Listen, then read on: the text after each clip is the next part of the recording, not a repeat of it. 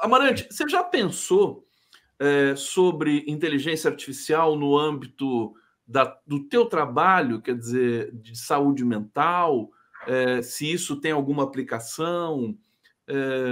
Eu estou me lembrando aqui, por exemplo, do ministro Barroso, Luiz Roberto Barroso, trazendo a inteligência artificial no âmbito ali do STF para produzir resumos dos casos. Aliás, foi uma atitude criticada, né, por alguns especialistas, mas produzir resumos, porque são milhares de casos que um juiz precisa julgar ao longo do tempo. Você já chegou a pensar sobre isso? Você acha? O que você acha? Pode ser interessante, né?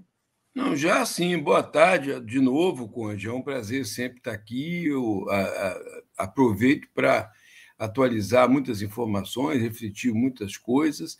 Eu já participei de alguns debates importantes sobre o tema da inteligência artificial. Né? Tem muitas discordâncias, tem muito debate. O Nicoleles diz que não é nem inteligência, nem é artificial. Ele tem uma crítica aí que é importante. Você tem existe um debate muito forte dentro dessa discussão da inteligência artificial que eu poderia atualizar. Eu sei que a turma não quer falar muito mais do Musk, não, mas eu vou falar só uma coisinha, porque ele está desviando a atenção, dizendo que está sendo censurado, ele está sendo regulado.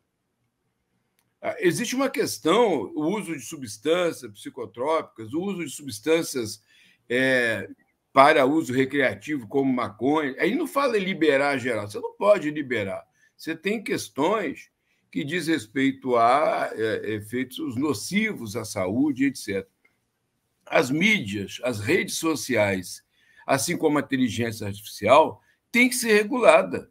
Um dos grandes debates, eu li um artigo recentemente de um grande pensador sobre isso, que é o Luiz Viana Sobrinho, né? Ele tem muitos trabalhos publicados sobre isso. Ele propõe um código de ética para as mídias sociais, para a inteligência artificial.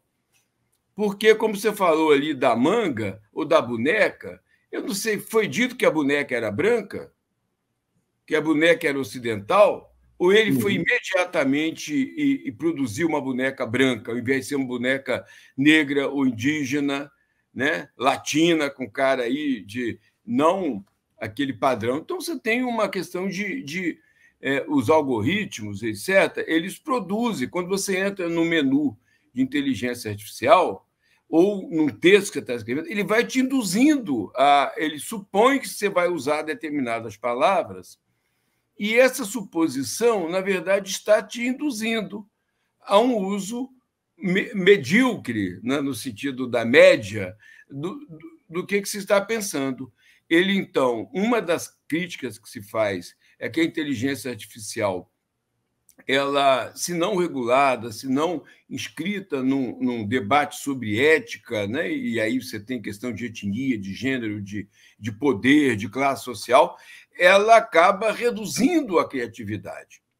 Aliás, você desculpa, eu estou toda semana com uma camiseta, né? Hoje eu estou com a camiseta Humanidades Criativas, o curso que eu comecei em São Paulo, num evento belíssimo aí, na Casa das Artes do Teatro Municipal de São Paulo, curso chamado Formação Cidadã Cantante, porque é um curso feito com um coral cênico que nasceu na área da saúde mental. Hoje é um coral cênico, um espaço de convivência múltipla de pessoas que sentem necessidade de cantar, de compartilhar, e que são pessoas que têm, em grande parte, mas não totalmente, dificuldades porque tem alguma deficiência, tem alguma situação específica, solidão e etc.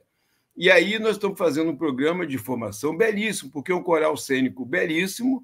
Eu postei algumas coisas no meu Instagram, não sei muito, não, estou aprendendo, né, que é o Paulo Amarante lá no Instagram, uma apresentação daquela mulher que você já viu na Conferência Nacional de Saúde Mental. Ela canta o hino nacional, a capela, e depois o coral todo completa com uma música indígena.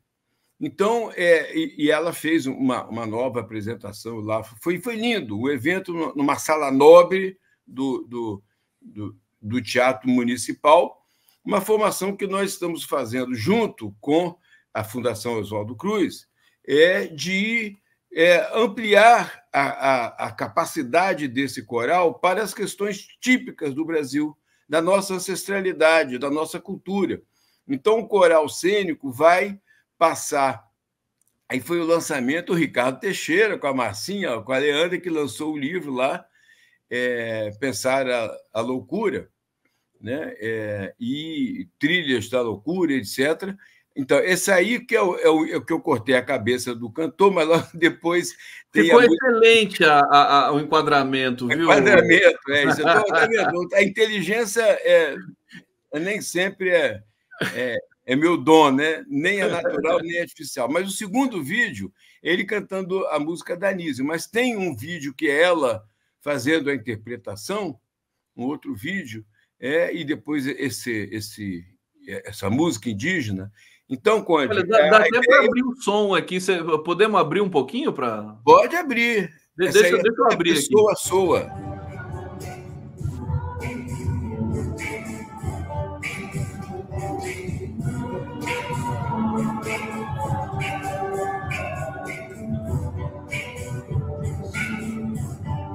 Esse é o coral. Quem que é o maestro? Maestro é o Júlio Maluf. Júlio Maluf. Já está fazendo 32 anos esse coral. E essa música é no Teatro Municipal? Teatro Municipal. É a Casa das Artes anexo ao Teatro Municipal. Essa música é Toda Pessoa Soa. É muito linda. Depois você quer achar. Então, o pessoal do coral vai fazer vivências artísticas, passando um tempo, né, uma temporada, num assentamento do MST, para capturar a cultura musical de como se planta, o que se canta quando se planta, quando se colhe, quando se reúne à noite, quando se conversa, como a música perpassa os encontros sociais, a produção da cultura de reprodução daquela comunidade. Uma outra experiência, outra vivência vai ser numa comunidade quilombola e uma outra numa comunidade indígena. De tal maneira que esse coral ele consiga reproduzir a multiplicidade, por enquanto, nessas 3 comunidades, e de parte da cultura brasileira, né? Além de interpretações, claro, de músicas típicas, clássicas dos corais e tudo, mas de incorporar essa vivência da ancestralidade brasileira. E aí o curso chama Formação Cidadã Cantante e Humanidades Criativas. E a camiseta me foi feita especialmente para mim, porque eu sou um colecionador de camisetas, né, desse movimento, mais de 300 camisetas ao longo dos anos. Aí fui presenteado no palco, fiquei muito emocionado, imediatamente botei a camiseta. Mas eu falava isso. Você falou que tá rolando um curso em São Paulo que você está ministrando, é isso? Isso, foi aberto sexta-feira. Sexta-feira, então... com essa aula magna, e é isso, é um curso para os cidadãos cantantes e todo o grupo de pessoas que, direta ou indiretamente, atuam nesse processo. Você vai vir para São Paulo toda semana, então? Não toda semana, mas porque temos os professores, artistas aí, outros maestros que vão, outras pessoas que estudam cultura, música, teatro, artes cênicas, porque é um coral cênico. Coral cênico. O pessoal está perguntando aqui, é no Rio de Janeiro isso? Não, é em São Paulo. Em São Paulo. É no Teatro Municipal de São Paulo. Vai ter no Rio de Janeiro em algum momento? Não, então, nós estamos pensando, porque esse coral ele existe em São Paulo há 32 anos, né? E a ideia era a gente mexer na construção, no cotidiano desse coral, a partir dessa possibilidade de incorporar a vivência musical de outras formas, de outras comunidades. Isso é uma coisa riquíssima. Enquanto eu estava conversando aqui com o Vinícius Cabral, já pensando na sua chegada aqui, e eu queria te perguntar sobre saúde mental e faixas etárias, sempre pensando na questão dos mais velhos, nos idosos e tudo mais. Como é que funciona essa reflexão no teu trabalho? Quer dizer, pessoas mais velhas, saúde mental, alguma, né, a pessoa vai ficando mais velha, evidentemente, a gente vai perdendo algumas funções, né, do nosso corpo e tudo mais. Como é que você estudou esse processo assim? Se pode falar alguma coisa para a gente? Posso sim, Conde. Da mesma forma, eu procuro ter coerência naquilo que eu falo. Eu sou contra a patologização, as pessoas tudo. Você tem a senilidade e você vai perdendo capacidades, habilidades, etc. Algumas, outras você pode aumentar. Né? Como o Vinícius estava falando, você sabe que idosos, eles às vezes perdem a memória recente, mas cresce a memória remota. A memória remota, é verdade. Memória remota, a tal ponto que pessoas lembram detalhes da infância, o dia que fez isso, aquilo, a festa de aniversário de 3 anos de um coleguinha, etc, etc. Então, o que eu procuro fazer, conduzir? Já tivemos disciplinas aqui na Fiocruz de saúde mental da terceira idade, esse é o termo que foi durante muito tempo adotado. Hoje se fala de pessoas velhas. Em São Paulo, o curso que eu fiz aí na Rede Sampa, que chamava Rede Saúde Mental de São Paulo, nós chamamos de saúde mental de pessoas idosas, de pessoas velhas, entendendo? Porque você acaba negando uma expressão. São idosos, igual comunidade virou sinônimo de favela, agora as favelas querem ser chamadas de favelas também, em alguns casos, para caracterizar. Então, mas assim, o que é, aí no caso, a saúde mental? É promover qualidade de vida, é promover atividades interativas, né? Criar possibilidades. Então, eu tenho muita admiração. Um colega meu, psiquiatra, que foi da minha turma, que nós nos formamos juntos, fizemos residência, ele foi para a Inglaterra estudar psiquiatria e voltou de lá não mais psiquiatra. Voltou uma pessoa, um trabalhador social, médico, político, voltado para a terceira idade. Ele abriu na UERJ, Universidade do Estado do Rio de Janeiro, uma universidade da terceira idade, o NAT. Um trabalho fantástico. E eu vi várias pessoas entrar ali com sintoma de depressão, etc., insônia, que tiveram uma mudança radical de vida. Por quê? Ele oferecia cursos de informática, cursos de língua, tudo gratuito pela universidade pública, oferecia aulas de dança, passeios, programas, visitas a museus. Pessoas que moram aqui no Rio de Janeiro nunca tinham ido ao MAM, Museu de Arte Moderna. Agora você tem o MAR, Museu de Arte do Rio, tem o Museu do Amanhã, e vários locais para passear, ir na praça, fazer atividades, praia, etc, etc. Então, a UNAT, como um desses exemplos, e outras iniciativas, abriu uma perspectiva nova. Ao invés de ficar dando remédio a idoso, né, a pessoas velhas, porque não dorme, e remédio para isso, para aquilo, aquilo, é uma medicalização doentia. Né? As pessoas não tomam mais suco de laranja porque elas podem comprar vitamina C. Isso vai mudando o hábito, você vai criando. Claro, você tem problemas aí de recursos, em muitos casos, estou falando assim, mas é uma mudança. Então, o doutor Carlos Mário Saeg, ele foi da Fiocruz, o pioneiro dessa discussão da terceira idade, montou um curso. Fundamentalmente, essa era a orientação, entendendo? Encontrar possibilidades de vida, atividades coletivas, de encontros, de iniciativas que as pessoas não se sintam incapazes. Aí, sentindo incapaz, vira um ciclo vicioso. Ela deixa de fazer, porque diz que está velha, que está impossível, que não pode, e vai perdendo. Ou seja, você, Amarante, você é uma referência no Brasil e no mundo também de um ativismo, de uma campanha pela desmedicalização, não só no campo da saúde mental, como em todos os outros. Quer dizer, essa hipermedicalização para tudo. Né? Até quem pratica esporte ainda também entra nessa onda de medicalização para potencializar ganhos musculares, aquela coisa toda, né? E aí, resumindo, quer dizer, atividade mental e física, ela cumpre o papel de proteger o teu corpo e a tua saúde, né? Claro. A não ser em casos extremos, né? Claro. Eu inclusive, assim, eu uso com muita resistência a expressão saúde mental. Claro. O sofrimento mental. Eu acho que o sofrimento é humano. Você não tem. O corpo ele é um conjunto de uma subjetividade, é social, etc. Acaba que a gente faz uma divisão entre o mental e o físico, né, que, na verdade, não existe.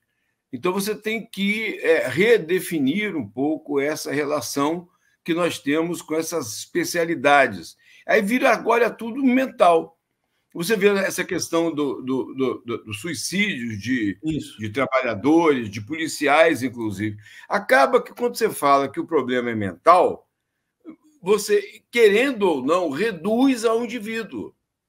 Porque nós temos que ver o que o tal do burnout, né? O que está acontecendo no meio de produção, que as pessoas estão perdendo direitos trabalhistas, estão perdendo garantia, estão perdendo estabilidade, estão perdendo sociabilidades, porque a disputa fica tão grande que você tem que ser melhor do que o outro sempre. Você não pode ser só bom.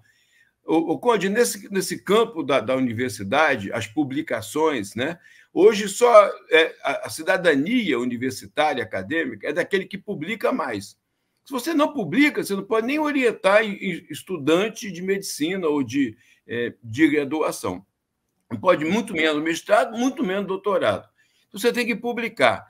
As publicações são limitadas, elas têm uma quantidade.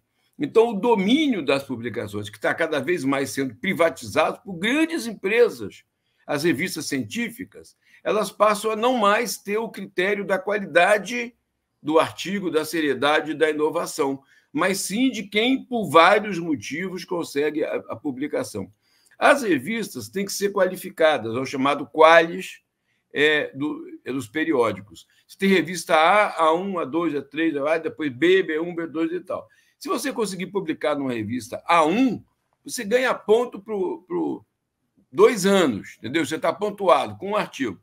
Se você não conseguir, tem revistas que não são qualificadas, então aquelas que são consideradas de âmbito mais político, de caráter, elas não são qualificadas.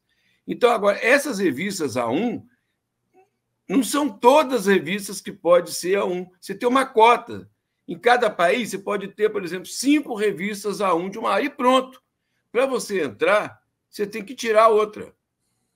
Você não pode dizer o hotel é 5 estrelas porque ele é bom no serviço e tal. Só tem 5 hotéis que pode ter 5 estrelas. Quando você conseguir, um sobe e o outro cai. Eu estou dando exemplo assim, só fazendo uma analogia. As revistas. Então, essa é uma questão terrível dessa produtividade. Fala. Então você tá dizendo o seguinte, o que me chamou a atenção, assim, você tem uma certa desconfiança da expressão saúde mental, dessa nomenclatura. E aí, então, aqueles temas que eu tinha aqui separado para a gente comentar aqui rapidamente, por exemplo, o dado de que problemas de saúde mental estão aumentando nos acidentes de trabalho, os suicídios, né, dos policiais, né, 7 PMs do Distrito Federal tiraram a própria vida em 2024, e tem mais um dado aqui, que é... não, isso aqui é da Braskem, no Recife, a gente pode falar depois separadamente disso, mas tem que tomar cuidado com esses dados, é isso que você está falando, quer dizer, não é... Sim, porque ficar classificando como saúde mental o tempo todo é uma espécie de... como é que eu posso dizer? Equívoco. Exatamente, é um deslocamento das questões que diz respeito, por exemplo, às condições de trabalho.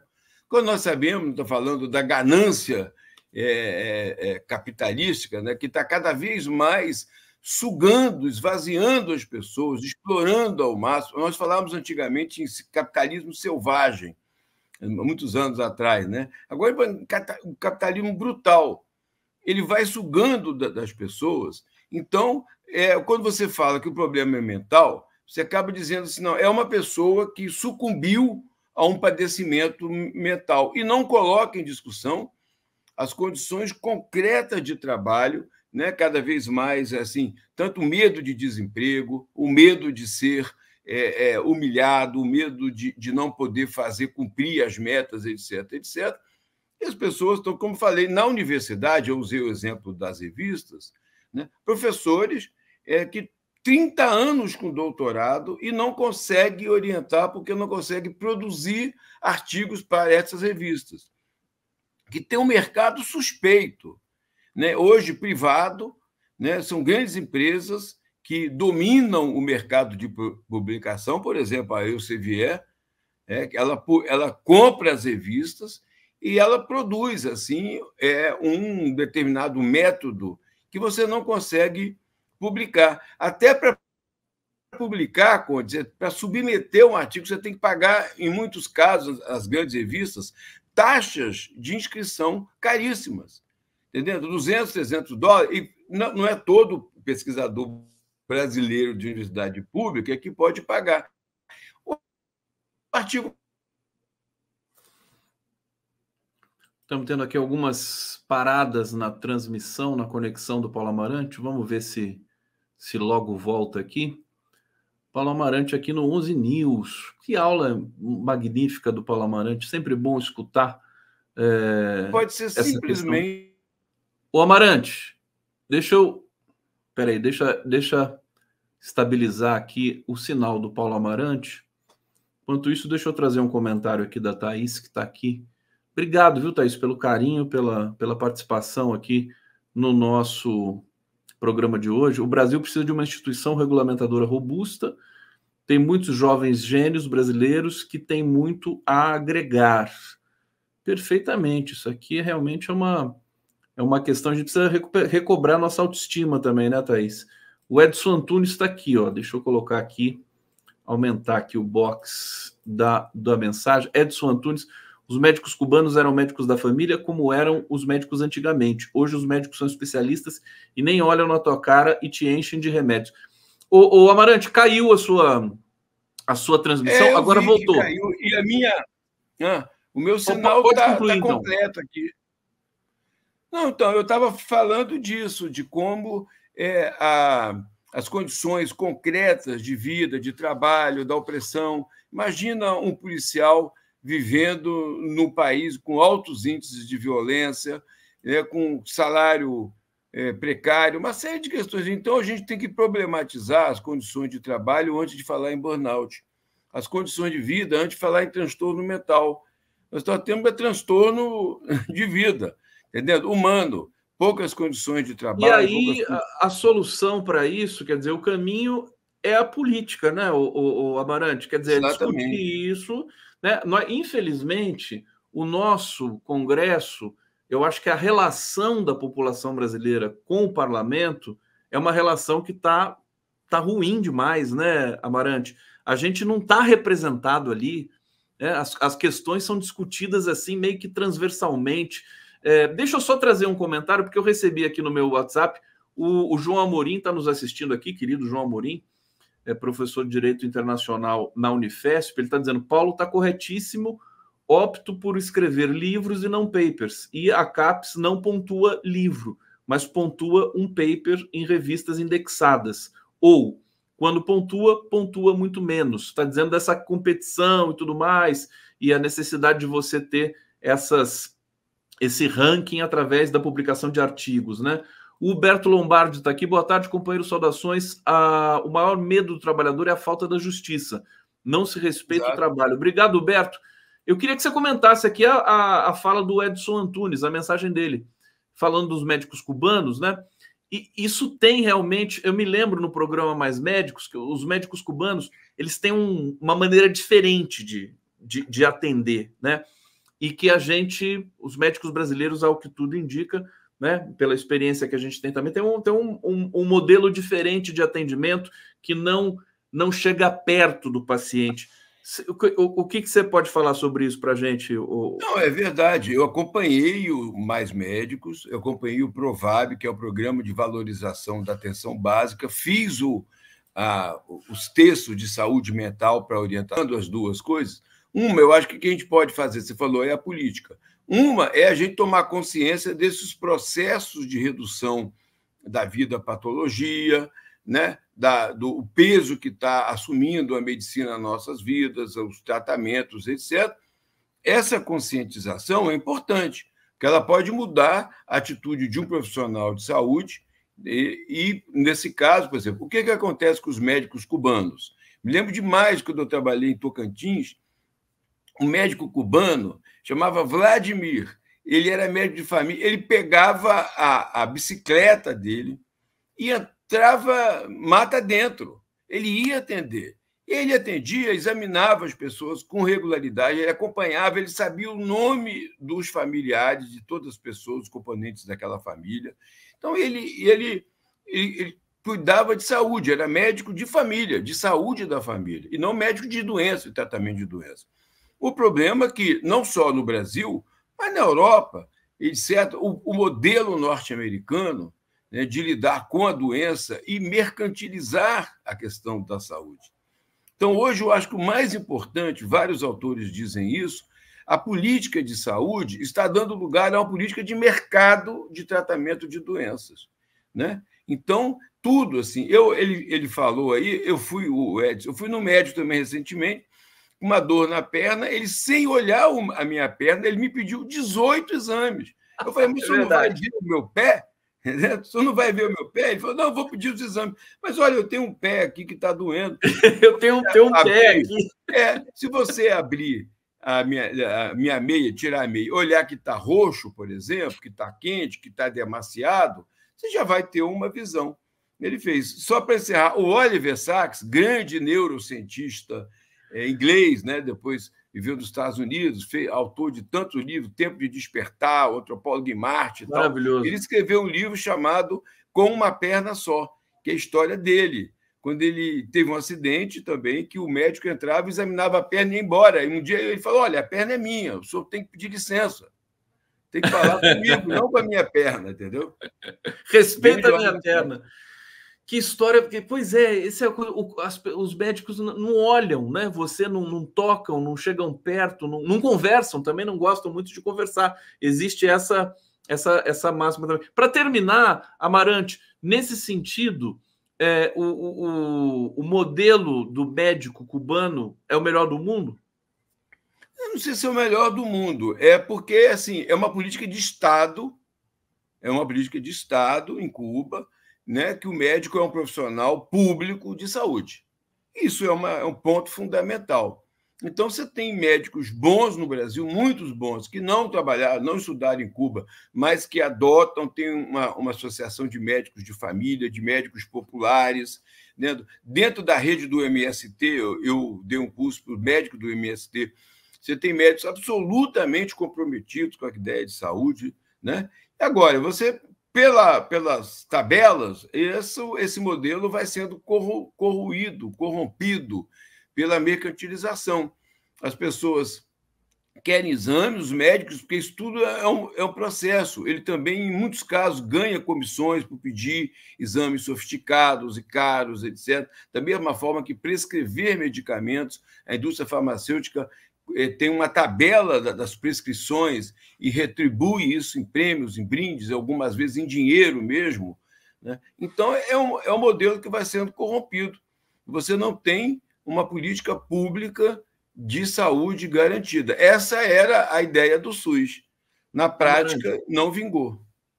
Um minuto. Você conheceu o Ziraldo?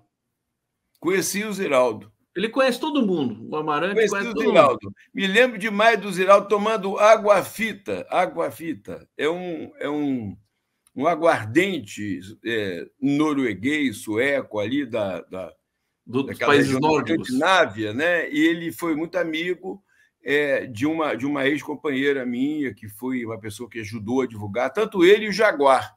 E conheço o Jaguar, também grande Jaguar. O Ziraldo fez uma campanha, só para você saber, que foi quando nós fizemos a campanha contra a mercantilização do sangue.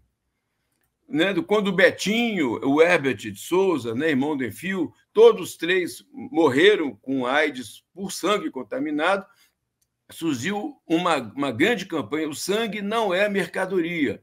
E tem um mapa do Brasil desenhado em sangue, com gotas caindo assim. Foi o Ziraldo que fez. né? Foi o Ziraldo que fez uma grande contribuição. Posso te passar isso depois em outro programa? Depois me passa. A gente volta a falar sobre isso, porque agora o nosso tempo estourou. O Edson Antunes ainda mandou uma última mensagem aqui. Exato, os médicos não tratam o paciente sem a doença. Os médicos cubanos, além de médicos, são antropólogos que querem saber do seu ambiente de vida. Paulo Amarante, muito obrigado. Sempre um prazer, um privilégio te ouvir aqui. Público todo aqui. Mundo aí, um prazer também. Super agradecido. Continuem com a nossa programação. Obrigado. Não esqueçam do like aqui na nossa transmissão. Fiquem conosco ao longo do dia. Teremos aí cobertura jornalística sobre todos os temas que estão aqui quentes no Brasil. E no 11 News a gente volta amanhã às 11 horas, mais uma vez pontualmente. Valeu. Valeu, Paulo! Valeu, valeu!